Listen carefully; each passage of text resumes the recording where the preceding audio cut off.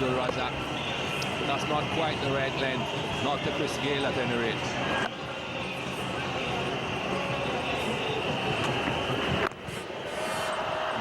And now the single. There's some sensible batting going on. And it's a good opening combination. Wavell Hines back up to the top of the order. Combining nicely this partnership. 88 for no loss.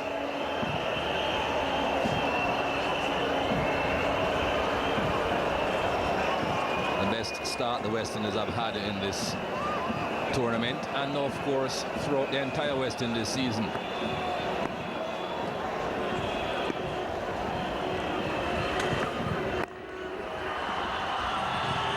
Just turned off the hit from Wavell Hines. He's going to come back for two.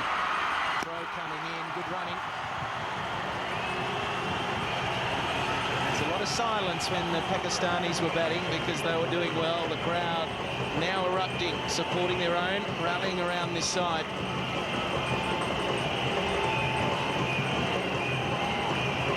They were disappointed yesterday, the crowd here at the Bose Shore Stadium. Didn't get a great deal to cheer about. Still a long way to go for the West Indies, but at least at the moment there are positive thoughts. And that'll be gone. It's a very good catch. Very, very good catch. An inside edge. So his natural movement was not required. He had to come back the other way. And so the first wicket goes down. Looking to pull that through the onside, Wavell Hines. Ball was well wide of off stump, but he shuffled across, looking to put it onto the onside where there are so many gaps. The under edge taken and a good catch taken by Kamran Makmal. Pakistan get their first wicket. It's 90 for 1.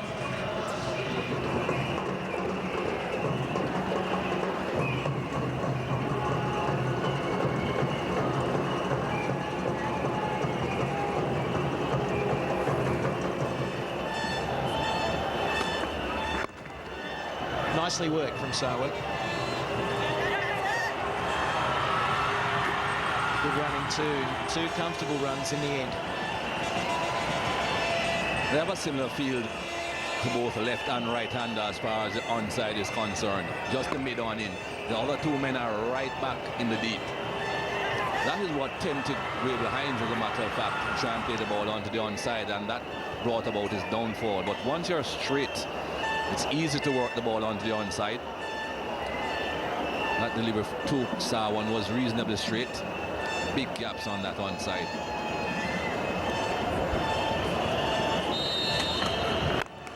That one brilliantly caught. What a spectacular catch. Yunus Khan enjoying being skipper today.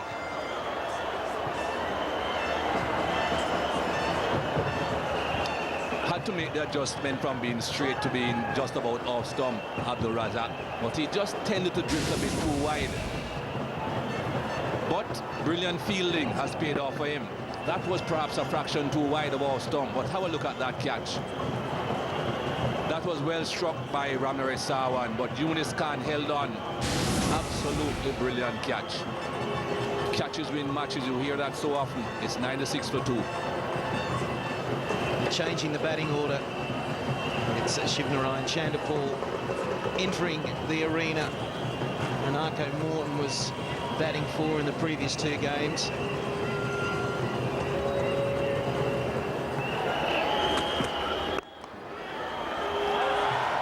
It's beautifully played by Chanderpaul.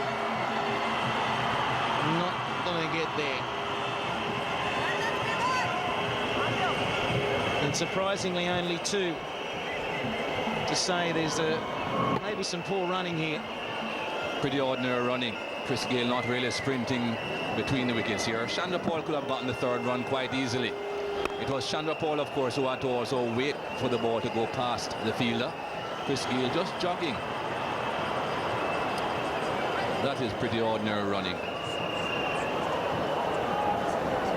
Well, it's giving up a run, isn't it? You're trying to win a match. You've got to get in excess of 300. Everything has got to be run with purpose. Yusuf Yohana showed that. And Chanderpaul. He's nipping through for 2. It's only ever 2 in that one. It's 106 for 2.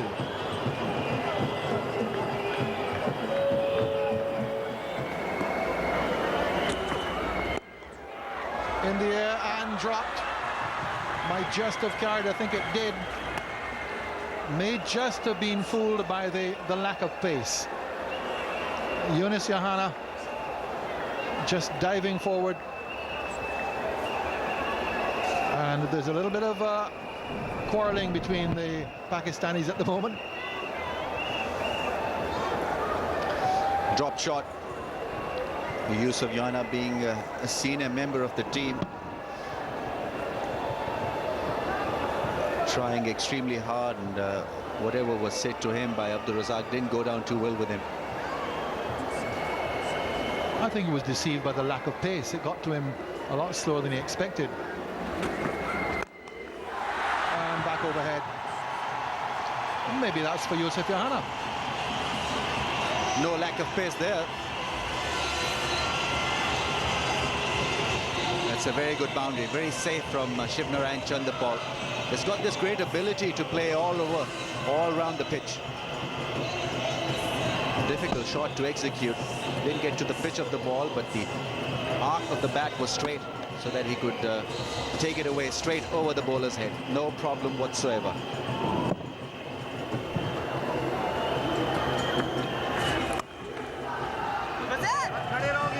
Should be 2. And will be.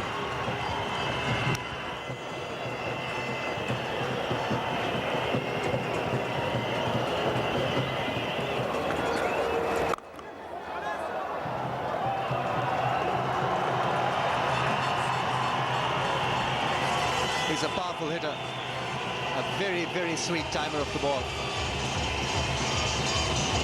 Afridi was quick through the air and also overpitched this off-spinner. Once it got past Yunus Khan at cover, fielder at long off had no chance. And the full shot gone for 4, first bounce. Successive 4s from Gayle, as the crowd jumping once more. This is great hitting, sensible hitting from Chris Gayle. Picked up the length so early on this occasion, went back, used the depth of the crease, and hit it over mid-wicket with utmost of ease.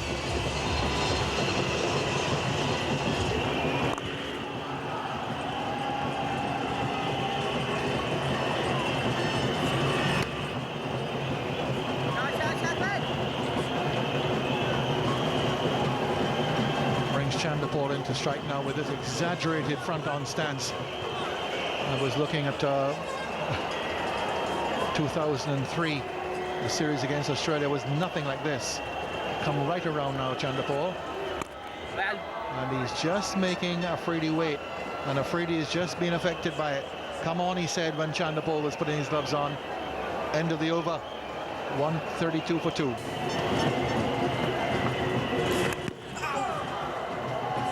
That was a millimetre away from that off stump, no more than that.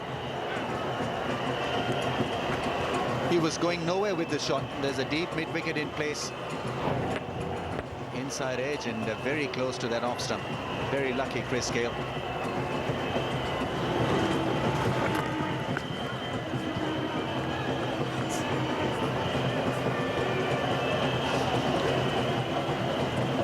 Expressions of David Shepherd suggested it all. It was a close thing once again for Chris Gayle.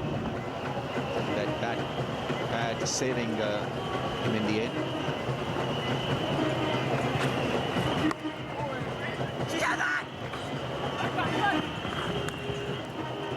I think Gayle's happy to get off the strike for a moment. Just in the last over or so, last couple of overs, he's looked a little bit vulnerable. Just going through that period where batsmen just tend to lose concentration a bit. But he won't be off strike very long.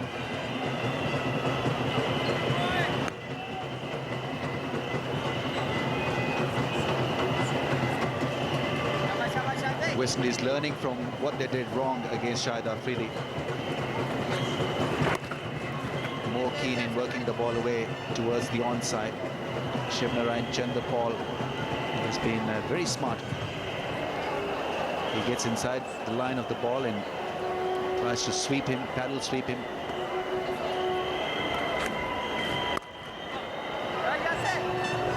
So Afridi, as a result, has got to bowl a little outside the off stump, and that allows him width to work the ball away in the gap through the offside.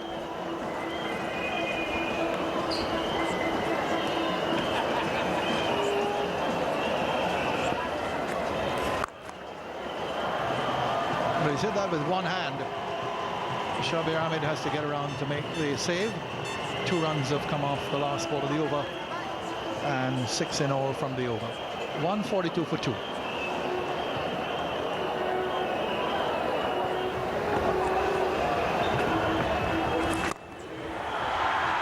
That's going to go not right. Pitched about a few feet inside the boundary.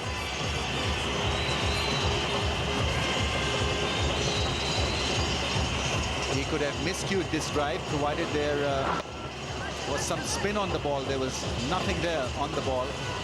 So an easy shot.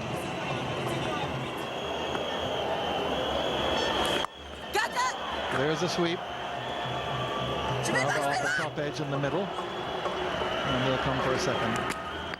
This guy a little bit lazy in coming through for the second, but always going to make it. Yes, there was a competition between the two. Who was the lazier of the two? Chris Gayle or Shabir Ahmed? It was Shabir Ahmed who turned out to be very, very lethargic in his effort.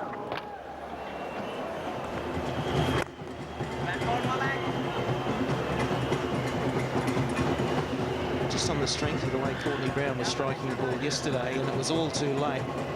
He hit some nice sixes, and it just looked like he was in some sort of nick. I know he hasn't scored a lot of runs. He got a 60 in one of the test matches, I believe. And this will be in the air for quite some time. The fielder's under it and makes no mistake. Shabir Ahmed is the catcher in the deep. Chanderpaul trying to pick out the gap at extra cover, and it went horribly wrong. And this didn't have to happen. Shivnarine Chanderpaul trying to hoist that one over cover. Seemed to hit high up on the bat, seemed to get too much under it. And a simple catch. West Indies lose their 3rd wicket. Chanderpaul gone for 33 on 71 for 3.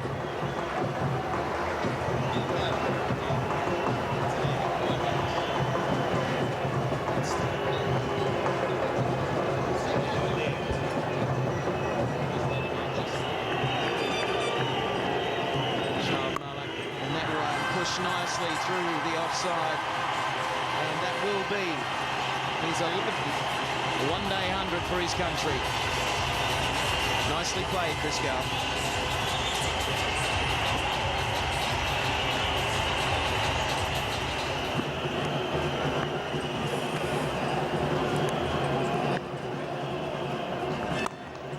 One down the ground, that'll be 4. That's more like it.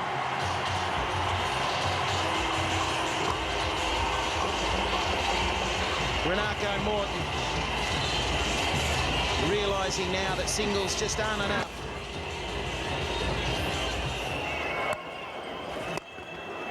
And will that raise it? It does. It'll go for 4. Umpire Shepherd will have a look at it and ask. Wasn't too far away from Shabir Ahmed, but goes for 4. We need some more of these from Morton. That is how he operates. It's either a big one or nothing. Took a lot of risk. He had to clear Shabir Ahmed, the tall, rangy figure of Shabir Ahmed, not being able to control that. Welcome boundary.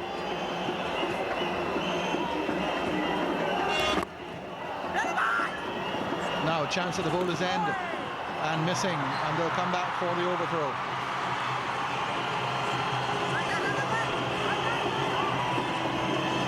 End of the over. 204 for 3. He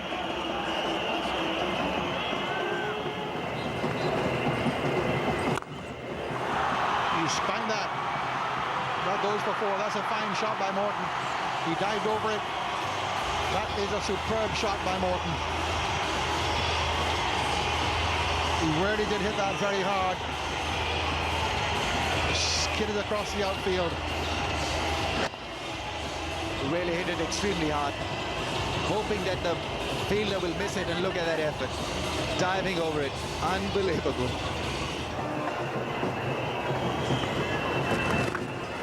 Now, ball holding up on the slippery outfield. They should come back for a third here. Morton will. They want to throw down to the bowler's end, but Gayle will get there comfortably. So 4 off just 1 delivery because the first one was a wide.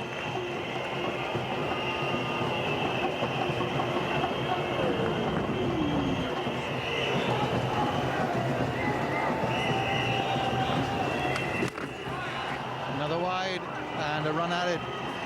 Shoaib Malik losing his control here. One wonders whether he's losing his nerve as well. This is pretty needless. He's got to come and bowl from over the wicket, from where he was bowling quite nicely.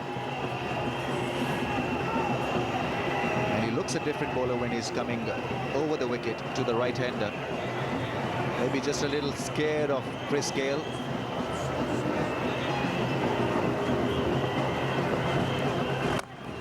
That's gone. Shabir is coming around, will take the catch. Couldn't quite make it out of the ground. Ranaka Morton got the height on it, but not the distance. He couldn't have done any different. He had to go. And Ranaka Morton is being caught in the outfield. Hush comes over the Bushy-Joe Stadium once more. This was always on the cards. He either hits or blocks. And it had to be a good hit to clear the field. Good running catch by Shabir Ahmed. Under pressure, performed well. It's Morton who leaves the field after contributing 27 runs, 220 for 4.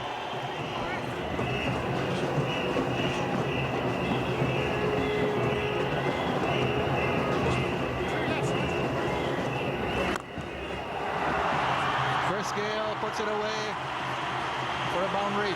Batsman crossed while the ball was in the air. A wicket in the over. But that makes it 9-10 in fact. In the over with the wide, and another wide makes that 11.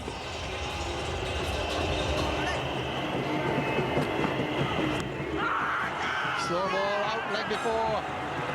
Dwayne Smith goes without scoring. Very, very similar fashion to the ways he went against South Africa, but it was a slow ball on this occasion. He went right across it, and the danger of Dwayne Smith, and it always is a danger, is eliminated quite quickly. Looking to hit the ball extremely hard. It hit his back leg. Not great technique when you're trying to lift the ball over mid-wicket. Got to stretch yourself forward to make sure that you don't come in front of the stumps. Gone for naught. 225 for 5. West Indies now with well, a mountain decline which is even higher than the Pitons here in St. Lucia.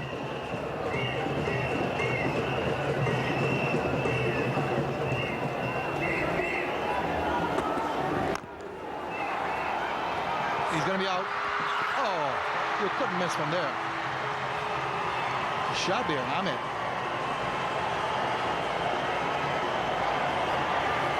He'd be expelled from any bowls alley anywhere in the world for that. He missed them all. I think in the end he got confused whether to hit the stumps himself or whether to hit the stumps with the ball. Almost rammed into the stumps himself. Absolutely extraordinary, really, to miss the target from that closer range. Well, that's really poor cricket on all counts. Bravo just didn't know where the ball went, and he was taking off. He doesn't want to run Chris Gayle out. No ball, and well struck. Should be a third here.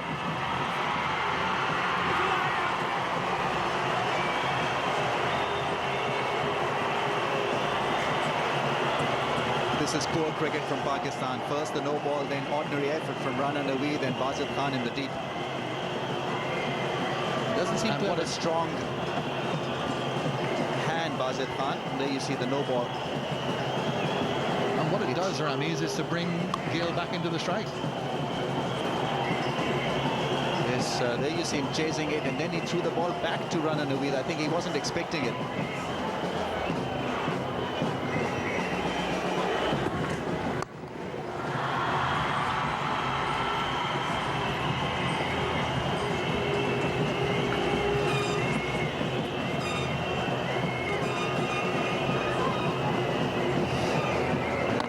Of that missed chance. That'd been an easy target. How could you have missed that? A lot of smiles around.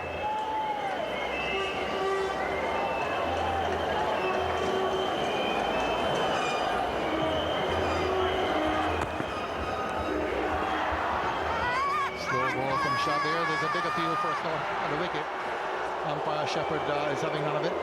Well, this guy's slow ball.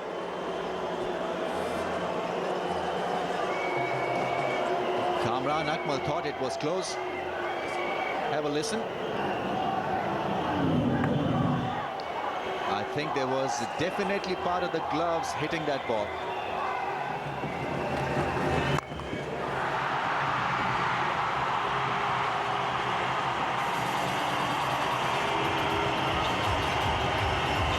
Fellow commentator did say earlier on that if the West Indies are going to be winning this game, Chris Gayle is the man that has to get a century and to carry them as close as he possibly can.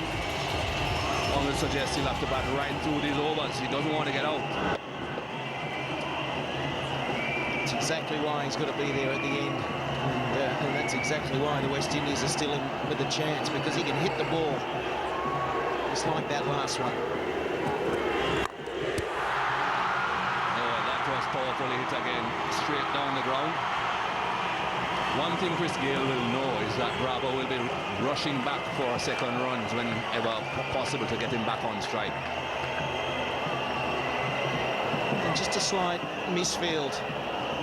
Rashid Khan was at that stage, dead straight.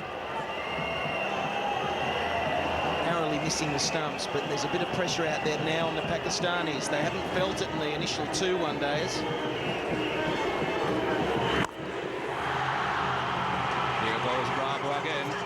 Pushing Chris Gayle. He'll make it comfortably, Bravo.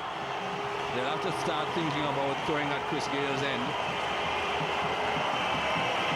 Good over so far for the West Indies. It's 8 off 3 overs.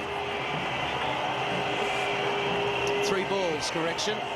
4, and then 2, and then another 2. 3 balls remaining. Just look at Bravo. He's up there like a flash. Just as quickly.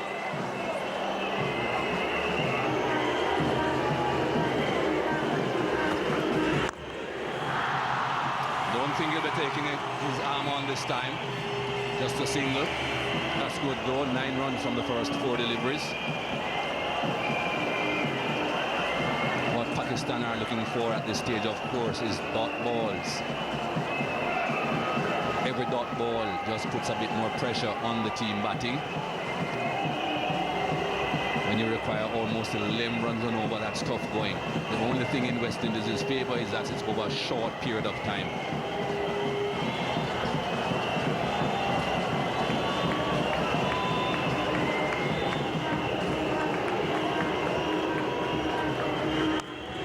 That's gone for 4. That will help. Big over here. It'll bring up the 250 for the West Indies as well. Razak getting too much on the leg stump. Bravo flicking it extremely fine.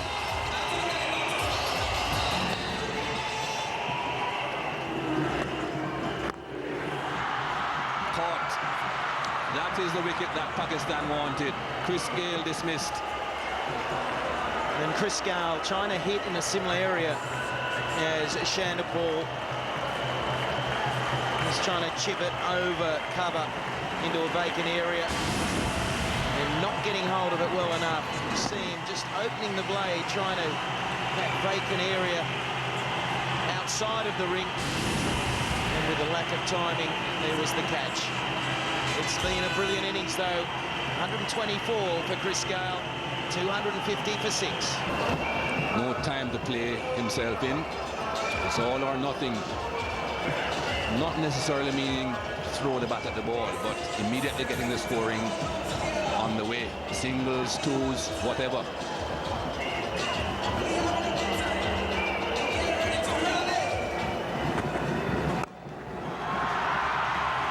That's gone a long way.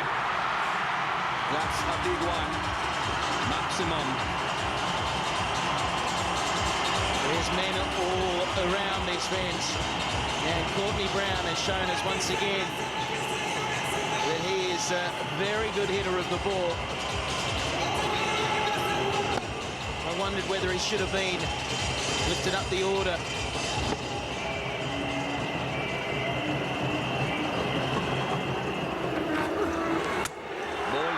Slow delivery again. Second time we have seen that slow delivery defeating a West Indian batsman. Excellent deception from Rana. And he probably worked out the previous over, seeing Bravo overhitting most of the time. But the slow ball was going to be a good option, and really it beats him all ends up. Bravo nowhere near it. Face says it all. A nippy little innings there from Bravo. It's 263 for 7 now.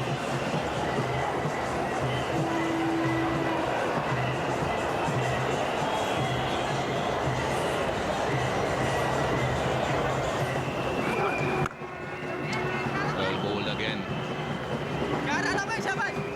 As full as you possibly can and as straight as you possibly can. That usually works. Well, even if it's a low full toss as that was, you can't do much with it. That's 4. You don't want the bowling leg stump with fine leg up.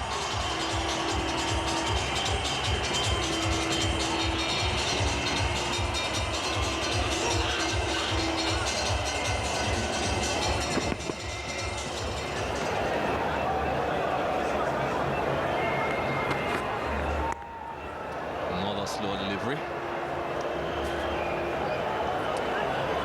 West Indies require a bit more than 2 runs per delivery now. Can see the release, the wrist not being behind the ball. It's a complete reversal of what is normal for the fast bowler. That's a leg spinner's action.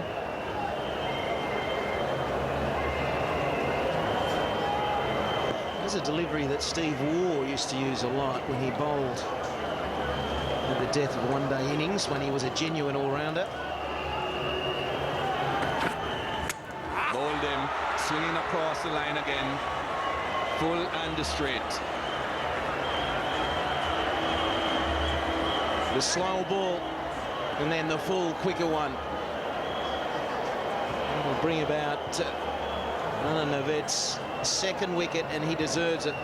He's bowled very well in all 3 of these one-dayers. I'm thinking Courtney Brown really couldn't do much else than to try and hit one out of the stadium. The ball was on target. West Indies, it's almost gone for them. He's gone for 11, 277 for 8.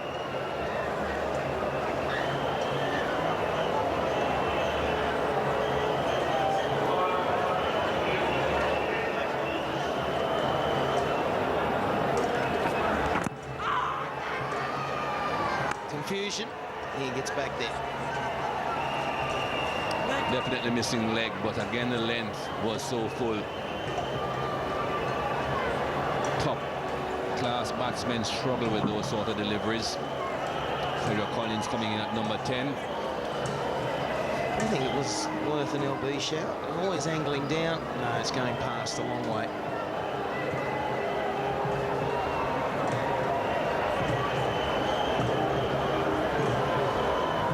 It's really good find for Pakistan side on an event. He came to Australia last year once a couple of injuries, and since then has made a big name for himself.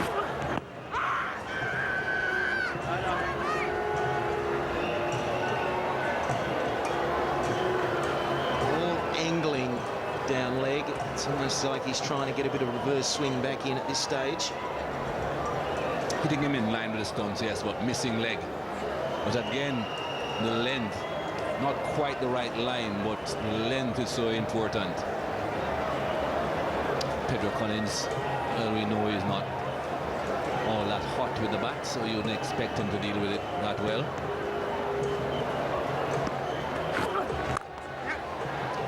What's important, though, is that Ian Bradshaw is at the crease now, that he learns from what's happening here. He's at the crease. He's now realizing how difficult it is to get away the ball once it's full and straight. One would hope that he'll remember that when it's his turn to bowl again.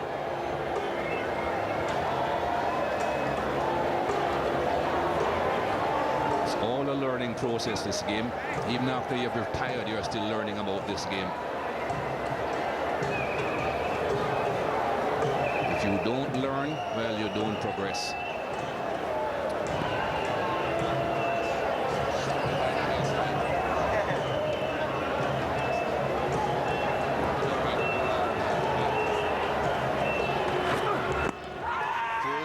Straight, that's out. He won't miss 3 times in a row. Rana Naved got the line right this time. Too good at this stage. And you hear the West Indians talk about processes. Well, the Pakistan are able to execute them. And they know what they have to do. Bowlers, particularly Rana now, spot on. 279 for 9. Just 1 over to go. I'm not too sure exactly what Ian Bradshaw is discussing there with Corey.